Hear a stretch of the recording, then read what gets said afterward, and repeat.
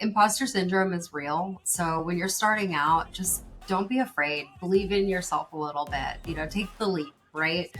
Um, a lot of people are too afraid, and so they sit at their law firm jobs so unhappy, shackled to their desk, and they hate their lives. You suddenly lose everything. You lose the law firm, all of your clients, your marketing budget, your reputation. None of those plaques and awards on the wall mean anything. And you only have 30 days to get it all back.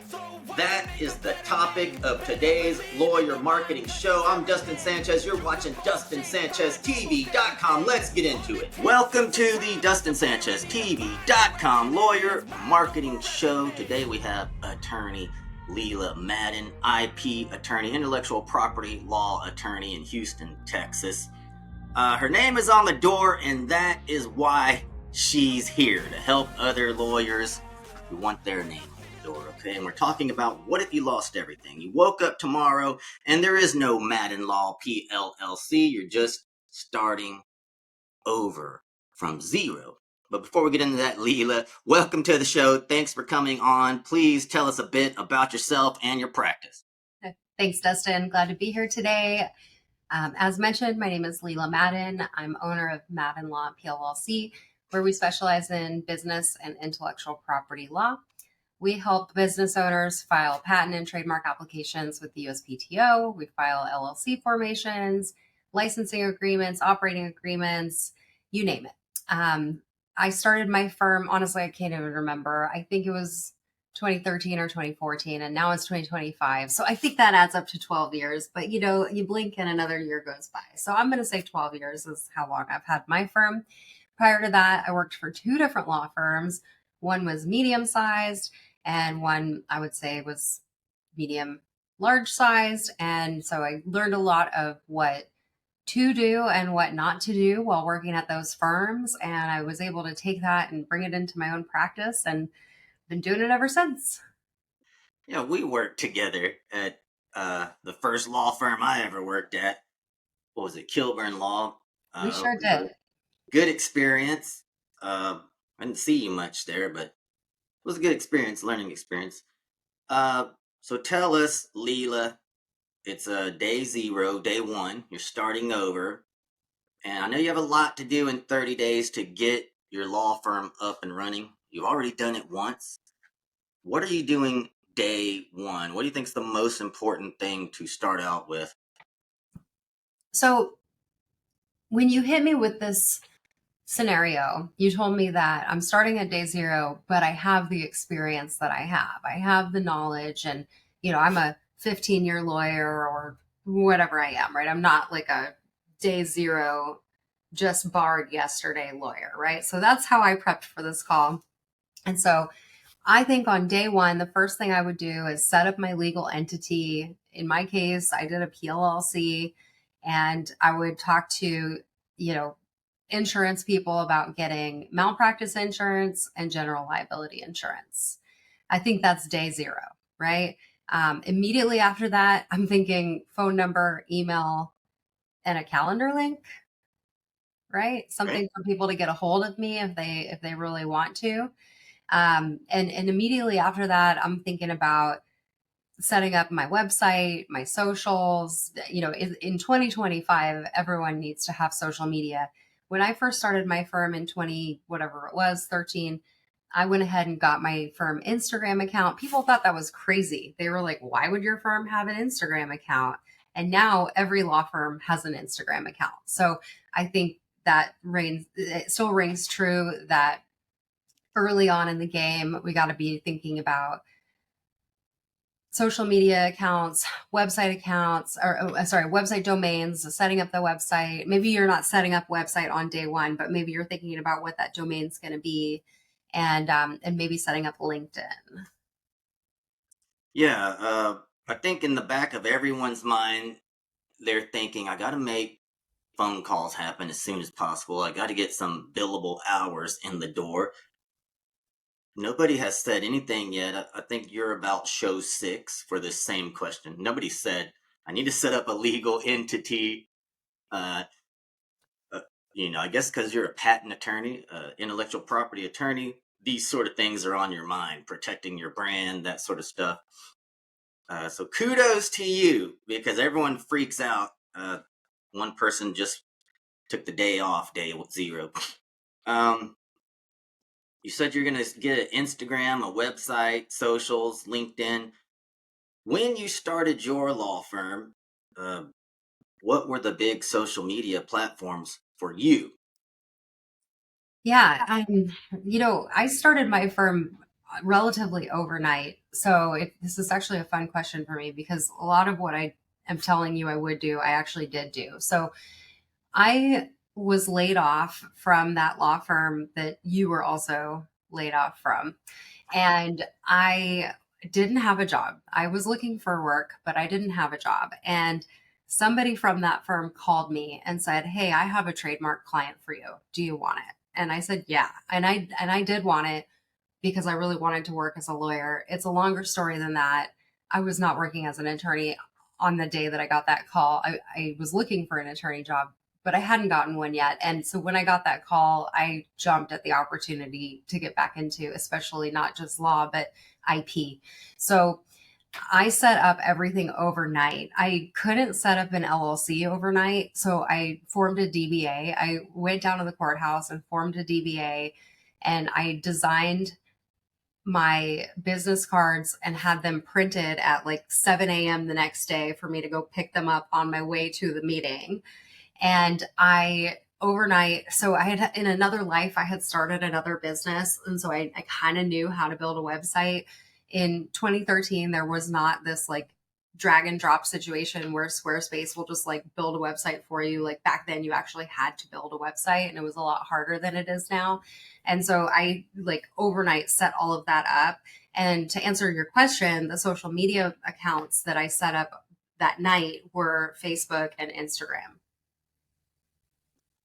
Perfect. That is a very interesting answer to that question because in the online space, I'm an online marketing person.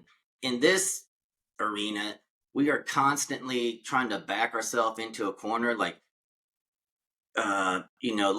let's see if we can sell a course, and you get 100 people to sign up for a course. They've all already paid a couple $1,000s, and then you're like, okay, we got to build this course because it starts tomorrow.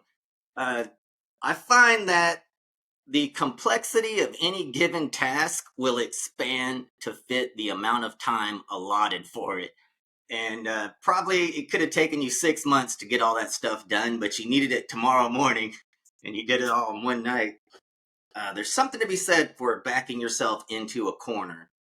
Or if you can't back yourself into a corner, setting some parameters to kind of gamify your situation. Like if you were to say, what if I could only use Instagram to market my business? You set this artificial restriction, and now it becomes more like a video game. It becomes more fun. For you, it's like, I have to get all of this up and running tomorrow because I'm talking to the client tomorrow. Yeah, I mean, I wanted them to be able to look me up and say, "Oh yeah, she actually exists. These things are here that are on her business card. I can find them." And you know what? Actually, I forgot. In 2013, I also established a Twitter account. Perfect. Now, X. So, Instagram, Facebook, Twitter, you had a website going. All of those are online marketing things, but your first client, your first lead at least, came from offline, came from somebody you used to work with. Did you make that happen, or did that just coincidentally happen? It coincidentally happened. So at that firm, we only had two IP lawyers, and I was one of them. I don't know what happened to the other guy, but for whatever reason, I'm the one that got that call when it came. And so I was the one who got that opportunity, and it was set for an in person meeting the next day. So I had to get everything set up. So I actually went and like I said, I designed business cards and picked them up that morning, fresh off the press, and took them with me to that meeting so I could actually hand the business card to the client or the potential client. Yeah, I have this thing where I tell people Don't even buy a business card or build a website until you're at $10,000 a month. Uh, Again, I always think it's just important to get people to take whatever steps are necessary to bring money into the door. But as a law firm, it is very hard to make money if you don't have some of the standard stuff like a business card, a phone number, a website. Once you got your Instagram, Twitter, Facebook going, how long did it take you to be able to turn those social media platforms into a lead generation source for your firm? That took much longer. So I started generating leads by networking, going out and meeting people, giving out those business cards that I had printed to actual humans. I really didn't start intentionally networking on those or advertising on those platforms. I should say marketing. I didn't begin marketing on those platforms until much later. But once I had staff, we would post on Instagram all the time. We would just post like what we were doing in the office, or if a client came in, we would take pictures with them. This was when Instagram was mostly just pictures, right? Just a post with a caption. It wasn't the day of reels and, 7 seconds of watching and constant scrolling. It was just like a picture. And we would post like, hey, I had today a meeting with this athlete and we're doing a trademark for his name. And or hey, this influencer came by today and we're working on a project with her, and here's me and her in front of a wall, right? I mean, it was pretty basic stuff. But when they would repost that, or we would get some clicks from it, that would kind of be our organic SEO, if you will. And for the longest time, I mean, honestly, I just started paying for Google ads in December of 2024. I never had to do much other than social media in order to get that organic SEO going. So for Madan Law and Houston trademarks, our social media, just our organic posting, was enough to generate SEO sufficient to keep us on the first page of Google without having to pay for that. Okay, well, we'll get to that, but you said networking is what you did first, so tell us why. Why was networking first? Like, why didn't you just immediately say, man, I'm going to see if I can crank out 100 blog articles? Like, why did you choose networking out of all the other marketing avenues? Somebody invited me to a networking lunch, and it was an attorney friend of mine who I had gone to law school with, who I had bumped into. He said, come with me to this networking lunch. And so I went and I got a client at that lunch, and I couldn't believe it. I was like, wow, I just picked up a client. This networking thing might be something to it. And so I joined that group, and over time, everyone in that group had a referral for me. So that was the first step. And then I was at the gym one day, and another attorney friend of mine told me about an association that she was in and said, hey, we're having a dinner this week. I think you should go. And the same thing happened. I went to the dinner, and on the left was general counsel for a restaurant group, and on the right was general counsel for a manufacturing company. And the manufacturing guy looked at my card and he said, oh, intellectual property. I have a trademark matter on my desk. I'm going to send it to you tomorrow.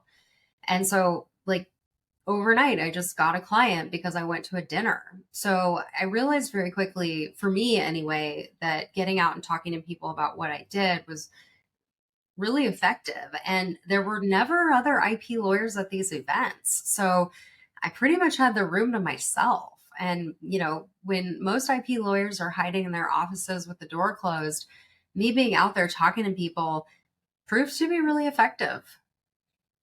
Yeah, that makes a lot of sense. As an engineer, I was an engineer while I was in law school, and I was the worst engineer in the world, but I was better at talking to people than the other engineers. So I became the lead engineer in the lab, even though I didn't know how to do anything. And it is important to find your blue ocean strategy. Like, where is my competition not?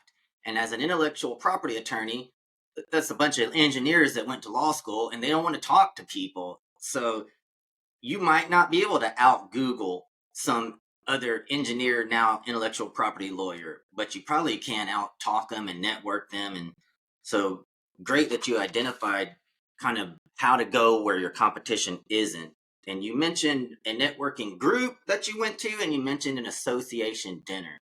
What was the group and what was the association, more specifically, so people can kind of get some ideas of what they might join?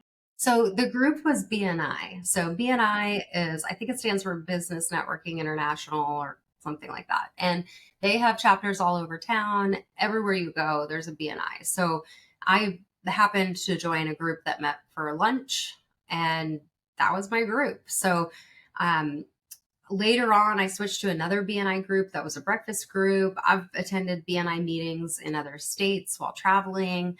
I think BNI has proven to be a pretty effective networking group. And I also really like it because it forces you to change up your elevator pitch every time you go to the meeting, because you're having the meeting with the same people week after week after week. And if you stand up there and say the same thing week after week, people zone you out. They don't listen. I know that because people did that. They would stand up there and blab on the same exact sentence week after week, and nobody would listen. So you had to change it up and come up with new material every week. And as a budding entrepreneur, that was hard. So it challenged me to figure out different ways to tell people what I did. And I would figure out what worked too. Like if I said it one way and I got a bunch of referrals that day, I would keep that in mind. I'd say, oh, that worked. So next time I go to like a networking event, I'm going to use that. So one of the ones that stands out in my mind is, I would say that when people meet me and find out I'm a patent lawyer, they treat me like I'm Shark Tank and start pitching to me their inventions and their ideas. And when I said that, people in the room, they kind of perked up. They listened. They kind of giggled. They thought, oh, I know someone who does that, right? And that day I got several referral slips from people. And so I started using that again. And to this day, whenever I say that, people respond really well to it. So, and that's something I only learned because of going to BNI. So I think those types of groups are really good for that purpose, and building those relationships and credibility with the group members. And then the association dinner that I attended was the association. I don't even want to tell you. I'm like, this is my trade secret, Dustin. Oh I boy, want to here we tell go. you. The association dinner I went to was the Association for Corporate Counsel, the ACC, which is why I was sitting next to all the general counsels for different companies. Wow, you actually did drop some knowledge bombs here. I was in BNI, Business Networking Internationals, and they always have one or two lawyers. Like attorney David McDougald was in mine, and he would always, his pitch every time was the same thing. I'm a real estate attorney. I solve real estate problems.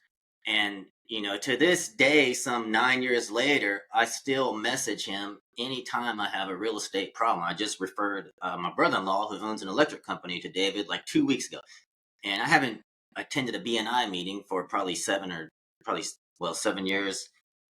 Except I did go to one last year because my real estate agent invited me to one. But before that, I hadn't been in a long time. I've never seen an intellectual property lawyer at one of them. So again, you found, like, I always say it's good to be the best, but it's easier and sometimes better to be the only. And you're the only intellectual property lawyer I've ever met outside of law school, and I'm saying networking at BNI might work better for these more rare lawyer practice areas like intellectual property, because you'll be the only there, or you could be one of 18 divorce lawyers, at the BNI meeting. So that's good that you found that. And I want to point out to any of our listeners, aspiring lawyers, that you do have to decide, is my practice area mainly business to business, or is it business to consumer? And then you're going to choose a marketing method that way. Well, certain aspects of what Leela does, intellectual property, is business to consumer. And so she got right in there at the corporate counsel association, where the other business to business, where the other businesses would be, like someone that has maybe corporate counsel for Exxon and they got to get a patent through tomorrow and they can't use the normal person. And here's Leela sitting right beside him. Look for these ways to kind of like come in through the side entrance, because a lot of people just would have joined the Association of Patent Attorneys and you'd be sitting next to 10 other patent attorneys, whereas you joined Corporate Counsel Association, which was very smart. That's like a divorce lawyer joining Association of People Who Are About to Get Divorced.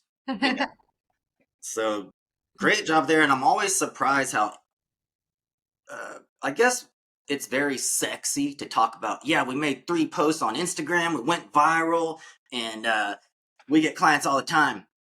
But when it comes down to it, when I back attorneys into a corner like this and I say, you got to produce clients tomorrow, it's day one, what are you going to do? Everyone starts with networking. And it's our least favorite thing to do because it's easy to just pull out your phone, make a Facebook post, and call that marketing. But it does take some internal fortitude to go to a dang happy hour event where you don't know anybody and try to generate business. How did you get over that aspect of networking? Like, I wrote down what you said, and you said, for me, it was I needed to get out there and talk to people. And everyone knows that, but what does that mean? Like, on a more practical level, what does get out there and talk to people mean for you in terms of networking? Well, you said it. I'm the only, right? I Yeah. am, for most people, I am the only intellectual property lawyer they've ever met, ever. Even Yeah. other attorneys sometimes have never met another IP lawyer.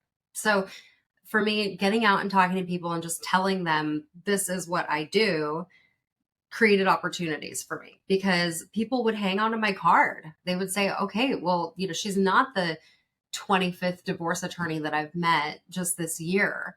She is something different. And they would hang on to my card and they would hang on to it forever. And I always called it like planting seeds. Every time I gave a card to someone, it was planting a little seed. And sometimes those seeds would grow into little sprouts, and sometimes they would lay dormant for a really long time and then shoot up into a big tree. One of my best and longest clients, both revenue wise and time wise, is from another attorney who I gave a card to at a networking event, and he held on to it for 5 years, kept it in his desk. And I know this because he called me and told me.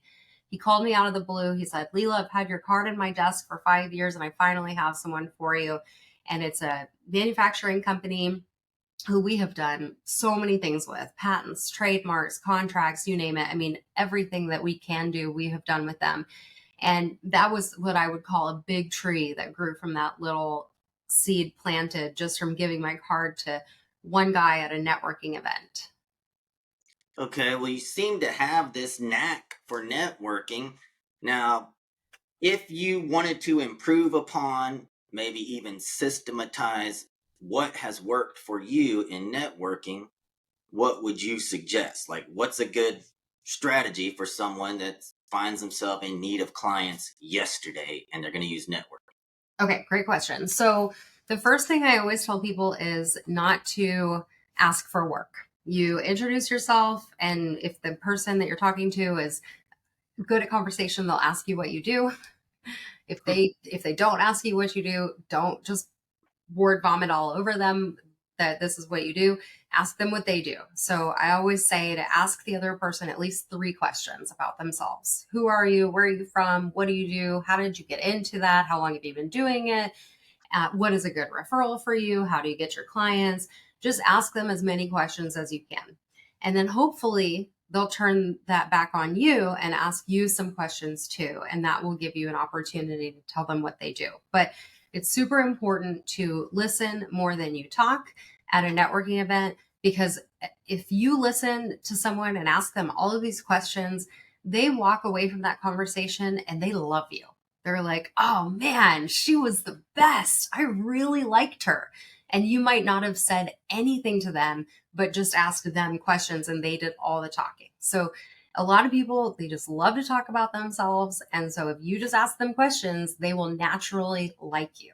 And the next thing that I always tell people is to try to find a way to do something for them first. So In BNI, they call it giver's gain. I think that's a great way to put it, but, never ask someone, give me that referral or give me work or like, you should let me trademark your logo. Like, no, never say that, right? Like, always lead by trying to do something for them first, whether it's a referral or a resource that you find like, hey, I listened to this podcast today and I loved it. I think you might like it. Do something for them first so that they like you and remember you and you're top of mind so that when an issue comes up or when they just feel indebted to you, they call you and say, here, I have something for you. What do you find are good things to do for them first? Like, how, on a more practical level, how do you lead with value without seeming like you're being very reciprocal about this whole thing?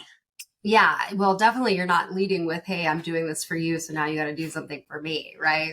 Right. Got to bury that in there. But, I think it's just about genuinely building a connection with someone. So, if you're talking to Dustin at a networking event and he's like, oh, I like to work out, maybe you hear a podcast about nutrition or health or wellness and you just send it to him and say, hey, I heard this and I thought you might like it, and send it to him, right? It might not even be related to his business, but it's something where he'll feel like, oh, she was really listening when I said that I like fitness and she sent me this thing. Even better would be to send them a referral if you have one, but like, don't send them a false referral or lead them on and say like, oh, I got someone for you when you really don't. But, even better if you do know someone who needs help with marketing, and if you can make a really nice warm introduction, that's what I would do. That's probably the Okay. best way to do it.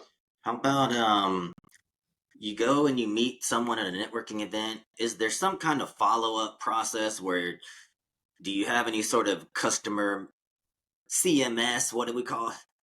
Relationship management, CRM, customer relationship management aspect to your networking, or do you just you meet them the one time and wait 5 years and see if they give you another referral? I mean, in a perfect world, you would send them a follow up email saying, hey, it was so nice to meet you at this event. Would you like to get coffee? But like, I don't have time for that. So I just usually just let it sit in the drawer for 5 years. But Okay. yeah, I mean, in a perfect world, if you are at day zero, if you're in the first 30 days of practice or starting your practice, you probably have time to send that follow up email post networking event and set up a coffee or a conversation to keep it going. So in a perfect world, you would do that. And you're right. In an even more perfect world, you would have a CRM that you could put their contact information into and then have like a drip campaign of emails with information. But like that's a lot to set up in the first 30 days. So I'm thinking follow up email. Okay, cool. So just meet, you get the business card, they get your business card, you drop them a quick email. Like, hey, great meeting you. Whatever, Let's meet. how can I help you? Yeah, let's meet. Let's talk some more. Let's figure out how we can work together. Okay. That's always been a problem of mine. I have a big network because I meet a lot of people, but man, I rarely touch base with them afterwards. And so trying to work on that. But I'm learning a lot of tips from people like you coming on the show and just talking about networking so much because nearly everything I do is online. And to me it's like an online version of networking. I just do it online. What about how much maybe recurring income or income? How when did you know when it was time to hire someone? When it was no longer just solo attorney Leela. Now we're gonna bring in an employee, and who was that employee?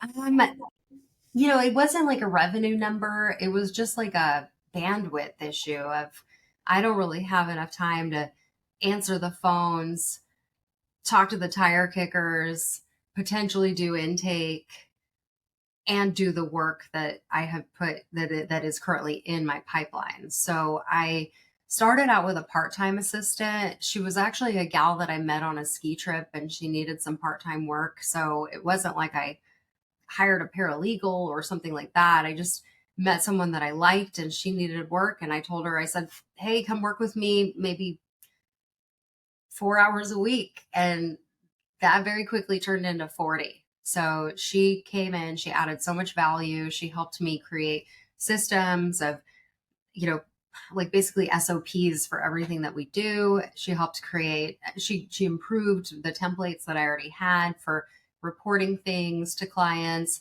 And, she added so much value that I could trust her to talk to be the first point of contact when people called, and she could do quotes and talk about pricing and get intake information and onboard them as a client and send them an engagement letter, like all the things that a really good assistant would do, she could do. And so, very quickly she helped me scale up in a way where we could handle an intake so much more than I could do as a solo. So I hear on the streets that the rule is that when you have 20% of work for somebody, that's the point when you hire. I don't know if that's true or not, but I think that's probably about where I was. Maybe I was at 40%, right? But somewhere in there where it's not like you're like, oh, I've got a whole 40 hours of work for somebody, but maybe I have 20 and I can bring someone in at that point, because pretty soon, once you give them that 20, you'll find another 20 hours of work to get off of your plate and put on theirs, because you're like, hey, I got to get value out of this person. And they say the other rule on the street says that you should do what only you can do and delegate the rest. So if you follow that rule and you think like, okay, I'm the attorney here, what can only I do? Like give legal advice, file trademark and patent applications, those types of things. And then let her do the rest. Okay. Well, so day one, you were focusing on networking. Now you're 12 years down the line. What does your marketing strategy look like now? Well, I started my own networking group. Okay. You're coming to that event on Thursday. Don't cancel this time. You need to show up. I decided that I do so much networking that I was going to start my own networking company and have people pay to come to my networking events instead of me paying to go to their networking events. And it's been going really well. It's a separate LLC that I spun up, so it is its own separate business. For the last 2 years, it has been under Madan Law. So if you go to my Madan Law website, which is madan-law.com, you'll see that there's a networking out page on that website. And that's because for the last 2 years, that's where that lived. We recently spun that off into its own LLC and its own business. But, that's kind of the answer to your question, is that I started hosting my own events. And I did that initially with a group. So in, I want to say 2015, I met a group of people who were hosting monthly happy hours, and they were really intimate B2B focused happy hours. And they asked me to be part of their club. So I was able to be a co-host for those events and invite clients. And it was like in a private bar in someone's office. So it was like super swanky. And I could say to my clients, here, come to this event that I am hosting. And clients loved it. So they would come. And I realized the power of being the hostess and being able to say, this is my event. And over the years, I have hosted my own events in some form or fashion, whether it's on my own or with a group. And I realized that I was doing a lot of networking at the gym, like just chatting people up, right? Like if you were there and I was here, I'd just be like, hey, because you go at the same time every day, you see the same people day in, day out, and you over time get to know them and chat them up a little bit. So I was kind of naturally networking at the gym anyway. So I asked my trainer, I said, hey, can I just host a networking event here? And he said yes. And that was kind of how it started. So, I think hosting events that are right for you, right? Because then it's truly organic and you feel good and you want to be there. Like I don't really want to host any more happy hours right now at today, April 9th, 2025. I'm not interested in hosting happy hours, but for the last 10 years, that's what I did. So, I think hosting made a big difference for me. Yeah, that's very smart. I'm reading 3 books right now, all about building community. One of them's called The Business of Belonging. One of them's called Find Your People. and the other one's like I can't remember. I can't see it either, but there's this like epidemic of loneliness right now in 2025. And all the smart people are finding ways to solve that problem, including you. You started your own networking event, which is basically just building friendships with people. Ultimately, that's what networking really is. It's not necessarily trading business cards, it's how do I expand my group of friends? And then more people can refer business to you or what have you. But that's just extremely smart of you, networking out. Do you have a domain name yet? Like, what's the website link? Website is thenetworkingout.com. thenetworkingout.com. Okay, we'll put that in the show notes for anybody watching in the Houston area. We also got Instagram at networkingout, HOU. All right. I'm working on getting the at networking out handle. So one of the benefits of having a trademark registration is that you can get the handle if you need it. So I've submitted the request to Instagram. I'm just waiting for them to grant it. And I'm also waiting on the USPTO to finish taking their sweet time to get that trademark done. So pretty soon the Instagram handle will be just at networking out. But for right now, it's at networking out, HOU. Okay, well, in my eyes, this is the next evolution of marketing. It's building community. Uh, Maybe some of you are familiar with Alex Hormozy, and he purchased this platform called School, Skoll. And all it is basically communities online.